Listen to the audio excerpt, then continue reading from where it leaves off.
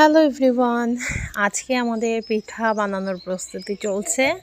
আজকে আম্মু দুধ চিতই পিঠা বানানোর জন্য ভাবিকে বলেছে একটু চিতই পিঠা বানিয়ে দিতে। তো দেখতে পাচ্ছেন মাটির চুলায় আজকে চিতই পিঠা বানানো হবে, দুধে ভিজাবো। এগুলো কি চমৎকারভাবে ফুলেছে আর একদম ঝিরিঝিরি হয়েছে পিঠাগুলো। দেখতে পাচ্ছেন মাটির চুলার পিঠা কত চমৎকার হয়। আসলে মাটির চুলার প্রত্যেকটা রান্নাই আসলে অন্যরকম মজা হয়।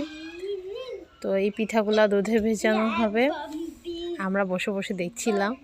খুব ভালো লাগে আসলে গ্রামে আসলে এরকম বসে বসে সবার রান্না দেখতে, খেতে। আমরা তো আসলে এভাবে পারি না করতে, তো দেখেই এনজয় করি। তো পিঠাগুলো খুব সুন্দর ফুলেছে আর ভিজেছেও খুব সুন্দর। আজকে আমরা ভিজা পিঠা খাবো। গ্রামে এসেছি আসলে